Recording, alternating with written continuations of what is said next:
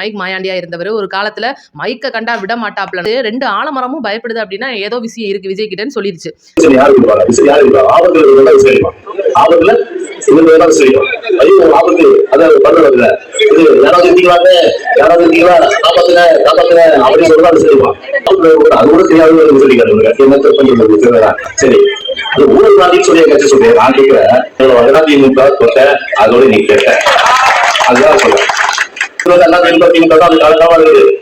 ஓட்டுகள் வாங்க வேண்டும். அதுக்கு நீங்கள் எண்ணி பாருங்கள், அது எவ்வளவு பெரிய கனவு, எவ்வளவு பெரிய ஆசை என்பது உங்களுக்கு தெரியும், பேராசை என்பது உங்களுக்கு தெரியும். முதலமைச்சராக வேண்டும் என்ற அந்த ஒற்றை எண்ணத்திலே அவர் பேசி வருகிறார். எனவே அவரை மக்கள் நிச்சயமாக புறக்கணிப்பார்கள். அப்படியெல்லாம் ஒண்ணுமே கிடையாது. எங்க கட்சி 75 ஆண்டு கால கட்சி. இவர் எம்ஜிஆரோடு தன்னை ஒப்பிட்டுக் கொள்கிறார் என்பதுதான் இருப்பதிலே மிகப்பெரிய வியப்பு. இவர் எதையும் பேச மாட்டார். நான் முதலமைச்சராக வேண்டும், அவ்வளவுதான் ஒற்றை எண்ணம். 72க்கு பிறகு நாங்கள் எங்களுக்கு எதிர்கட்சியாக, அவர்கள் வலிமையான எதிர்கட்சியாக இருந்த காரணத்தினாலே அரசியல் ரீதியாக அவரை எதிர்க்க வேண்டிய கட்டாயம் இருந்தது. அவர் எங்களோடு இருந்த காலத்தில் போட்டினோம். அது மேல பறந்து போயிடும் நினைக்கிறேன். வணக்கம். தமிழக வெற்றி கழக தொண்டர்கள் அனைவருக்குமே இந்த பொழுது நல்லா இருக்கணும்னு நம்ம சொல்லிக்கிறோம். முதல்ல இன்னைக்கு நம்ம வீடியோல என்ன பார்க்க போறோம் அப்படின்னு கேட்டீங்கன்னா, முதல்ல வியாபாரம் சூடு பிடிக்கும்னு பார்த்தா தீ பிடிச்சிருச்சே அப்படின்னு சொல்லிட்டு ஒரு காமெடி இருக்கும். அந்த மாதிரி பார்த்தீங்கன்னா இந்த தேர்தல் டயத்துல இந்த ஒரு தேர்தல் ரேஸ் அப்படின்றது பயங்கரமா தீ பிடிச்சி எரியுதுன்னு சொல்லலாம். எந்த அளவுக்கு இல்லாத, எந்த வருஷமும் இல்லாம, எனக்கு இத்தனை வருஷம் நம்ம தேர்தலை கடந்து வந்திருப்போம், அந்த அளவுக்கான இல்லாம இந்த வருடம் அந்த 26வது வருட சட்டமன்ற தேர்தல் அப்படின்றது பயங்கர ஒரு ரேஸ் மாதிரி போயிட்டு இருக்கு. குதிரை ரேஸை விட வேகமா ஓடுதுன்னு சொல்லலாம். ஏன்னா அதுக்கு காரணம் தமிழக வெற்றி கழகம் தான். இன்னைக்கு தமிழக வெற்றி கழகம் களத்துல இருக்கு அப்படின்ற ஒரு காரணத்தினால எல்லா கட்சிக்குமே அடிவயிறு கலங்கி இருக்கு அப்படின்னு விஜய் அவர்கள் நேற்று நடந்த அந்த ஒரு 3ஆம் ஆண்டு விழால சொல்லியிருப்பாரு. அது பாத்தீங்கன்னா 3ஆம் ஆண்டு விழால இது மட்டும் தான் சொல்லியிருக்காருன்னா, நிறைய மேட்டர் நம்ம பேசியிருப்போம் ஆல்ரெடி, நேற்று வீடியோல நம்ம பார்த்திருப்போம். இன்னைக்கு பாத்தீங்கன்னா அந்த ஒரு 3ஆம் ஆண்டு விழால விஜய் அவர்கள் பேசினதுக்கு பல தரப்புல இருந்து எதிர்ப்பு கிளம்பிட்டு இருக்கு. இப்ப பாத்தீங்கன்னா அதிமுகவை ஊழல் சக்தின்னு சொல்லியிருப்பாரு. திமுகவை ஆல்ரெடி ஒரு திருக்குறளை சொல்லி கலாய்ச்சிருப்பாரு, தீய சக்தி. இது நார்மலா நமக்கான இருக்கிற ஒரு எதிர்ப்பு. இப்ப பாத்தீங்கன்னா சமீப காலமா விஜய் அவர்கள் அதிமுகவை பயங்கரமா விமர்சிச்சுட்டு இருக்காரு. இது எடப்பாடி அவர்களுக்கும் வெறுப்பை கொடுக்குது, அங்க இருக்கிற அதிமுக காரங்களுக்கும் வெறுப்பை கொடுக்குதுன்னு சொல்லலாம். இன்னைக்கு பாத்தீங்கன்னா அண்ணா அவர்களுடைய 57வது நினைவு நாள். இன்னைக்கு பாத்தீங்கன்னா அண்ணாவோட சமாதிக்கு எடப்பாடி தரப்புல இருந்தும் சரி, ஓபிஎஸ் தரப்புல இருந்தும் சரி மாலை மரியாதைகள் பண்ணிட்டு வந்துட்டு இருக்காங்க. நம்ம பார்த்துட்டு இருப்போம். அந்த பண்ணிட்டு வந்துட்டு இருக்கும்போது பாத்தீங்கன்னா இந்த வாழ்க ஒழிக கோஷத்தை மட்டும் இவங்க விடவே மாட்டாங்க. ஏன்னா அண்ணா சமாதியில இருந்துகிட்டு எடப்பாடியார் வாழ்க, ஓபிஎஸ் வாழ்கன்னு கத்துறது இவங்களோட கும்பலா தான் இருக்கும். அதனால நம்ம அதை பத்தி பேச விரும்பல. அங்க என்ன நடந்துச்சு அப்படின்றத தான் நம்ம பார்க்க போறோம். ஜெயக்குமார் அவர்கள் ஏற்கனவே தெரியும் உங்களுக்கு, மைக் மாயாண்டியா இருந்தவர் ஒரு காலத்துல மைக்க கண்டா விட மாட்டாப்ல. நம்ம சீமான் அண்ணனோ இப்ப எப்படி இருக்காரோ அந்த மாதிரி அவர் இருந்தவர். இப்போ கொஞ்ச நாட்களா அவரோட சவுண்டை நம்ம பார்த்திருக்க மாட்டோம். ஆனா நேத்து பாத்தீங்கன்னா அவர் பேசியிருக்காரு. என்ன பேசியிருக்காரு அப்படின்னு கேட்டீங்கன்னா, இப்ப விஜய் அவர்கள் சொல்லியிருக்காரு தீய சக்தி, ஊழல் சக்தி அப்படின்னு சொல்லியிருக்கிறதுல இவங்க ஊழல் எடுத்துக்கிட்டாங்க. ஏன்னா அவங்க தானே ஊழல் அப்படின் போது எடுத்துக்கிட்டாங்க. நீங்க எப்படி எங்களை ஊழல்னு சொல்லலாம்? நாங்க அப்படி என்ன ஊழல் பண்ணிட்டோம்? நீங்க திரைப்படத்துக்கு வெள்ளையா பணம் எவ்வளவு வாங்குறீங்க, கருப்பு பணமா எவ்வளவு வாங்குறீங்க, உங்க மேல வருமான வரியில கேஸ் இருக்கு, என்ன கேஸ்ன்னு கேட்கலாம். நீங்க ஒரு நண்பர் ஒரு ஃபாரின் கார் ஒன்று கிஃப்ட் பண்ணியிருப்பாரு விஜய் அவர்களுக்கு. அந்த ஒரு கார் மேல இருக்கிற அந்த ஒரு வழக்கு விஜய் நான் கட்ட மாட்டேன்னு சொல்லியிருப்பாரு. அதுக்கு காரணம் என்னன்னா, கிஃப்டா வந்த பணம் வெளிநாட்டுல இருந்து வந்த கார் யார் பேர்ல வாங்கினாங்களோ அவங்க தான் வரி கட்டணும், நம்ம இங்க இருந்து கட்டக்கூடாது அப்படின்ற வரி தான். அது ஏற்கனவே ஒரு விளக்க வீடியோல நம்ம சொல்லியிருப்போம். அந்த இவங்களுக்கு விளக்கம் புரியல.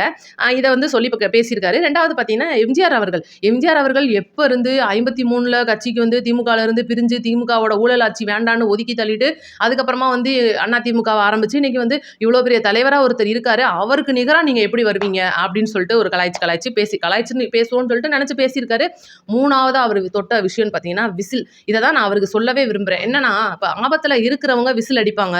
என்னடா அது இவங்களுக்கு விசில் சின்னம் கிடைச்சதுன்றது பயங்கர ஒரு சந்தோஷமா இந்த பயல்கள்லாம் கத்திட்டு இருக்காங்க. மேடையில நின்று நம்மளோட அந்த தமிழக வெற்றி கழகத்துக்கான அந்த விசில் சின்னம் தான் அண்ணன் அதிமுக மேடையில ப்ரொமோட் பண்றாரு. இருந்தா கூட அவர் என்ன சொல்ல வர்றாருன்னு கேட்டீங்கன்னா, அந்த ஒரு விசில் சின்னம் அப்படின்றத ஆபத்துல இருக்கிறவங்க விசில் கத்துவாங்கன்னு சொல்றாரு. உண்மைதான் ஜெயக்குமார் அண்ணே, கண்டிப்பா நாங்க எல்லாருமே ஆபத்துல இருக்கோம். எங்களை காப்பாத்த சொல்லி தான் அந்த விசில் நாங்க அடிக்கிறோம். இந்த ஒரு தமிழக மக்களை இந்த ஒரு ஊழல் அரசுகிட்ட இருந்தும் தீய சக்தி அரசுகிட்ட இருந்தும் உங்களை மாதிரி ஆள்கள்ட்ட இருந்தும் எங்களை காப்பாத்துறதுக்காக நாங்க அந்த விசில் அடிக்கிறோம் அப்படின்னு அண்ணனுக்கு சொல்லிக்கிறேன். இதுக்காக தான் அவனே சொல்றது உண்மைதான். ஏன்னா நம்ம ஆபத்துல இருக்கோம், விசில் அடிக்கிறோம். காவல்துறையினர் இப்போ விசில் அடிக்கிறாங்க அப்படின்னா கண்டிப்பா நம்மளை காப்பாத்துறதுக்கு வர்றாங்க. குர்காக்கள்கிட்ட எல்லாம் விசில் இருக்கும். அந்த மாதிரி தான் இன்னைக்கு நாங்க விசில் அடிக்கிறது எங்களை காப்பாத்துறது. காவல்துறையினர் குர்காலாம் எதுக்கு விசில் அடிப்பாங்க? திருடங்களா நாங்க வந்துட்டு இருக்கோம் ஓடுங்கடான்னு சொல்லுவாங்க பாத்தீங்களா, அந்த மாதிரி தான் எங்க தலைவர் விசில் அடிக்கிறாரு. ஓடுங்கடா திருடங்களா, நாங்க வந்துட்டோம் அப்படின்னு சொல்றாரு. அந்த மாதிரி தான். ரெண்டாவது பாத்தீங்கன்னா டிகேஎஸ் இளங்கோவன் அவர்கள் பாத்தீங்கன்னா நம்ம நிர்மலா சீதாராமன் அம்மா சும்மா இல்லாம ஒரு வார்த்தையை சொல்லிவிட்டாங்க. என்னன்னா, இன்னைக்கு தமிழக வெற்றி கழகம் தாவேகாவை பார்த்து திமுக பயப்படுது, அதிமுகவும் பயப்படுது. இன்னைக்கு தமிழகத்துல இருக்கிற புதுசா வந்திருக்கிற கட்சி கட்சி வந்து இன்னைக்கு தமிழக வெற்றி கழகம். இதை பார்த்து 2 ஆலமரமும் பயப்படுது அப்படின்னா ஏதோ விஷயம் இருக்கு விஜய் கிட்டன்னு சொல்லிருச்சு. அந்த அம்மா சொன்ன உடனே இவங்க பார்த்தீங்கன்னா அதுக்கு டிகேஎஸ் இளங்கோன்னு சொல்றாரு, ஓ அப்ப பாஜக வந்து தாவேகா கால்ல விழுந்துருச்சா, ஏற்கனவே அதிமுக கால்ல விழுந்து கிடக்கு, அடிமட்டம் தெரியாம திமுக கால்ல விழுந்து கிடக்கு, இப்ப வந்து தாவேகா கால்ல விழுந்துருச்சு போல அப்படின்னு சொல்றாரு. இதெல்லாம் வந்து பார்க்கும்போது நிர்மலா சீதாராமன் அவர்களுக்கு புரிஞ்சது கூட இவங்களுக்கு புரியலையே அப்படின்னு நமக்கு கேட்க தோணுது. ஏன்னா இன்னைக்கு உதாரணத்துக்கு இப்போ காங்கிரஸ் மேட்டர் பார்த்தீங்கன்னா கொஞ்சம் பயங்கர லெவலில் போயிட்டு இருக்கு. கூட்டணி பேச்சுவார்த்தைக்கு திமுகவோட ஒத்து வரல அப்படின்னு இப்போ நம்ம பார்த்துருப்போம். கூட்டணி பேச்சுவார்த்தை கனிமொழி அக்கா போனாங்க, சுமூகமா பேசிட்டு இருக்கோம், கூட்டணி சிறப்பாக போயிட்டு இருக்கு பேச்சுவார்த்தைன்னு சொல்லி பேட்டி கொடுத்துருப்பாங்க. இதோட முக்கியமான விஷயம் என்னன்னு நீங்க உன்னிப்பா கவனிக்கிறது, மக்களுக்கு தெரியாதது, செய்தி சேனல்கள் எல்லாம் வராதது என்னன்னு கேட்டீங்கன்னா, இன்னைக்கு திமுக மூலியமா கனிமொழி அவர்கள் போய் பேச போனது 3வது ஆள் அப்படின்றது யாருக்குமே தெரியல.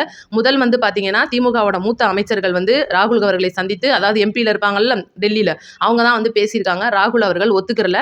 2வது பாத்தீங்கன்னா சபரீசன் அவர்கள் தெரியும் உங்களுக்கு, திமுகவுடைய சொந்த உறுப்பினர் அப்படின்னு சொல்லலாம், குடும்ப ஆள் அப்படின்னு சொல்லலாம். சபரீசன் அவர்களை தான் வந்து ஸ்டாலின் அவர்கள் வந்து கூட்டணி பேச்சுவார்த்தைக்கு அனுப்பும்போது, இல்ல இது வந்து என்ன மேட்டர்ல வந்து நிக்குது அப்படின்னா, உள்ளாட்சி தேர்தல் மற்றும் அந்த கவுன்சிலர் இதெல்லாம் வந்து தெரியும் உங்களுக்கு, ஊராட்சி மன்ற தேர்தல், இதுலயும் எங்களுக்கு சீட்டு வேணும், அது போக மேயர்களுக்கும் எங்களுக்கான சீட்டு ஒதுக்கி தரணும் நீங்க அப்படின்னு சொல்லி ஒரு டிமாண்ட் வச்சிருக்கிறதா சொல்றாங்க.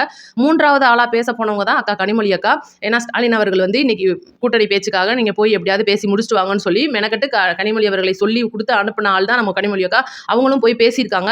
ஆனா காங்கிரஸ் சார்பில் இருந்து ராகுல் அவர்கள் எங்களுக்கு 35 சீட்டு வேணும்னாலே வேணும், 6 எம்பி பதவி வேணும், இது போக எங்களுக்கு உள்ளாட்சி மன்ற தேர்தலையும் எங்களுக்கு இட ஒதுக்கீடு தேவை அப்படின்னு சொல்லி நெத்தி போட்டில் அடிச்ச மாதிரி சொல்லியிருக்காரு அப்படின்றது ஒரு பக்கம் இருக்கு. இப்ப பாத்தீங்கன்னா இப்ப காங்கிரஸ் வந்து ஆனா எங்களுக்கான கூட்டணி, அந்த கூட்டணியில நாங்க வந்து இருக்கோம் அப்படின்றத விட எங்களுக்கு ஆட்சியிலையும் நீங்க பங்கு தரணும்ன்றது காங்கிரஸோட டிமாண்டா இருக்கு.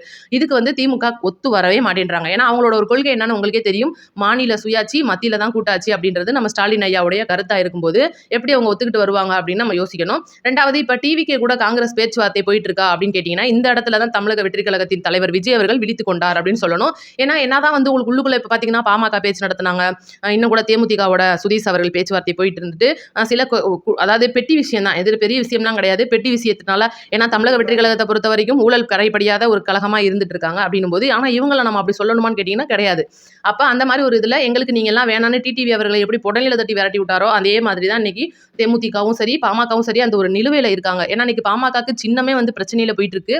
அந்த மாதிரி தான் காங்கிரஸ் வந்து என்ன ஒரு எதிர்பார்ப்புல வர்றாங்களோ, இப்போ உதாரணத்துக்கு உங்களுக்கே தெரிஞ்சிருக்கும், ஜனநாயகன் படத்துக்கு மாணிக்கம் தாகூர் வந்து ஆதரவு தெரிவிச்சிருப்பாரு. ராகுல் சைட்ல இருந்தும் ஆதரவு வந்திருக்கும். சிபிஐக்குமே வந்து நிறைய பேர் வந்து திமுகவோட கூட்டணியா இருந்தா கூட திமுகவை எதிர்த்து நிறைய பதிவு போட்டிருப்பாங்க.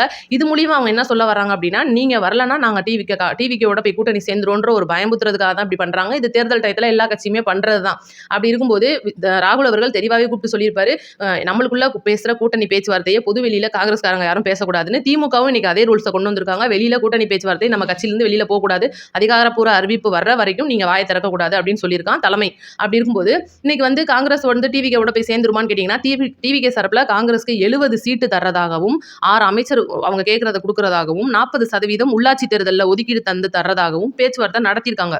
ஆனா இதுக்கு வந்து ஒருவேளை காங்கிரஸ் வந்து ஒத்துக்கிறது அப்படின்னா, இன்னைக்கு பாத்தீங்கன்னா காங்கிரஸ் வந்து ஒத்துக்கிட்டு ஒருவேளை கூட்டணி விஜய் அவர்கள் சொன்ன மாதிரி ஆட்சியிலும் அதிகாரத்திலும் பங்கு அப்படின்னு ஒத்துக்கிடுச்சு அப்படின்னா, இந்த தமிழ்நாட்டோட ஒரு கோட்பாடு மாநில சுயாட்சி மத்தியில கூட்டாட்சி அப்படின்றது ஒரு இடத்துல உடைபடுற சூழ்நிலை வந்துரும். இப்போ காங்கிரஸோட தாவேகா பேச்சுவார்த்தை நடத்துது அப்படின்றது பார்த்தீங்கன்னா பகிரங்கமா அதிகாரப்பூர்வமா பண்றாங்களா? ஏன்னா இப்போ காங்கிரஸ் சைட்ல இருந்து ஒரு 4 பேர் வரலாம். கிறிஸ் சோடாங்கர் அவர் தான் வந்து அந்த கூட்டணி பேச்சுவார்த்தையை நடத்துற ஒரு நபரா இருக்காரு. இங்கிட்டு பார்த்தீங்கன்னா நம்ம பொதுச் செயலாளராக இருக்கலாம், இல்ல சிடி நிர்மல்குமாரா இருக்கலாம், நிறைய பேர் வந்து பேசுறாங்க. எப்படி பேசுறாங்கன்னு நீங்க குறிப்பா கேட்டீங்கன்னா, இப்போ 10 மணி 11 மணிக்கு மேல பெரிய பெரிய ஸ்டார் ஹோட்டல்ல இவங்க சைட்ல இருந்து 2 பேர், அவங்க சைட்ல இருந்து 2 பேர் பேசுறாங்க. பேரம் அப்படின்றது போகுது. இது எப்படின்னா பேரம் அப்படின்றத விட இவங்க வந்து அதை மறைமுகமா வந்து ஒரு போட்டோ வீடியோ மாதிரி எடுத்து வச்சுக்கிட்டு டிவிகேவை வச்சு டிஎம்கேக்கு போட்டு காமிச்சு, அதாவது இவங்க பேசின அந்த ஆதாரத்தை போட்டு காமிச்சு டிஎம்கேல குளிர்காய பார்க்குறாங்க டிவிகேவை வச்சு அப்படின்றது தான் இன்னைக்கு காங்கிரஸ் தரப்புல வைக்க பெரிய குற்றச்சாட்டா இருக்கு. இது விஜய் அவர்களுக்கு, ஏன்னா எப்படியும் வந்து மித்த கட்சிகள் மாதிரி தமிழக வெற்றி கழகம் கிடையாது, எல்லாமே வெளிப்படையாம இருக்கிற ஒரு கட்சி அப்படின்றனால அந்த மாதிரி அவங்க பேச்சுவார்த்தை நடத்துறது அப்படின்றது கண்டிப்பா இது மறைமுகமா பண்றது விஜய் அவர்களுக்கு பிடிக்கல. ஏன்னா இங்க எப்படி அவங்களுக்கான ஒரு ஆள் இருக்காங்களோ அதே மாதிரி டிவிகேக்கு பிடிச்சமான ஆளும் டிவிகேக்கு வேலை செய்யற ஆளும் ஒரு ஸ்பையும் டிஎம்கேல இருக்கு அப்படின்றத கண்டிப்பா ஸ்டாலின் அவர்கள் புரிஞ்சுக்கணும். இது விஜய் அவர்களுக்கு நல்லாவே தெரியும். 2வது காங்கிரஸ்ல வந்து இப்ப பேச்சுவார்த்தை நடத்துறாங்க, டிஎம்கே சைட்ல இருந்து போறதுக்காக 2 பேரும் மாத்தி பேச்சுவார்த்தை நடத்தி இதுல வந்து ஊறுகாயா டிவிகேவை பயன்படுத்துறாங்க அப்படின்றது விஜய் அவர்களுக்கு தெரிஞ்சு இந்த வேலையெல்லாம் இனிமேல் நடக்கக்கூடாது, இது வந்து தப்பான விஷயமா இருக்கு. நீங்க பேச்சுவார்த்தைக்கு வரீங்கன்னா அதிகாரப்பூர்வமா வாங்க, உட்காருங்க, பேசுங்க, பிடிச்சிருந்தா வாங்க, பிடிக்கலாட்டி வேற வீட பார்த்துக்கங்கன்னு நம்ம சாலமன் பாப்பையா சொன்ன மாதிரி ஒத்த வார்த்தையில சொல்லி முடிச்சிட்டதா சொல்றாங்க. இன்னும் கூட காங்கிரஸோட அந்த கூட்டணி இழுபறின்றது போயிட்டு தான் இருக்கு. இன்னும் வந்து பார்த்தீங்கன்னா, ஓபிஎஸ் அவர்களோட கூட்டணி அறிவிக்கல. 2வது கேட்டீங்கன்னா, இப்ப திமுக அப்படின்ற ஒரு கட்சி வந்து நல்ல பெரிய கட்சி. இது எல்லாருக்குமே தெரிஞ்ச விஷயம். இப்ப திமுகல இருந்து திருமாவர்களுக்கு சீட்டு குடுக்கணும். இப்ப வந்து அதை திருமாவர்களுக்கு சீட்டு குடுக்கறது போக இல்ல, தேமுதிகலையும் பேசிட்டு இருக்காங்க அப்படின்னு சொல்லலாம். அப்ப இன்னைக்கு காங்கிரஸ் வந்து உறுதி பண்ணினதுக்கு அப்புறம் தான் மித்தவங்களுக்கு வந்து இந்த தொகுதி பங்கீடு அப்படின்றத குடுக்குற மாதிரி வரும். இன்னைக்கு வந்து காங்கிரஸ் கிட்ட மட்டுமே அந்த ஒரு தொகுதி பங்கீட குடுக்காத ஒரு சூழ்நிலையா இருக்கலாம். இவங்களால வந்து மித்த கூட்டணிகளுக்கான கூட்டணி பேச்சுவார்த்தை பண்ண முடியாத ஒரு சூழ்நிலை இன்னைக்கு டிஎம்கேல இருக்கு. அதே போல தான் தேமுதிகவும் வந்து எந்த நிலைப்பாடை எடுக்கிறது அப்படின்னு தெரியாம இன்னைக்கு தமிழக வெற்றி கழகத்துக்கு கூட போயிருவோமா, டிஎம்கேவோட போயிருவோமா, இல்ல மறுபடியும் போய் எடப்பாடி காலிலே விழுந்துருவோமா அப்படின்னு இன்னைக்கு அந்நியார் வந்து யோசிச்சுட்டு இருக்காங்களாம். பாப்போம் என்னதான் நடக்க போகுதுன்னு. நம்ம சேனலை சப்ஸ்கிரைப் பண்ணிட்டு தயவுசெய்து வீடியோ முழுசா பாத்தீங்கன்னா உங்களுக்கு கண்டிப்பா தெரியும். நீங்க ஒவ்வொரு இடத்துலயும் வந்து கமெண்ட்ல வந்து கேக்குறீங்க, இந்த இதுக்கு நீங்க பதில் சொல்லலையே அப்படின்னு. ஆனா அதுக்கு நான் ஆல்ரெடி வீடியோல சொல்லியிருப்பேன். நீங்க தயவு செஞ்சு வீடியோ முழுசா பாருங்க, கமெண்ட் பண்ணுங்க. நன்றி, வணக்கம். அடுத்த வீடியோல பார்ப்போம்.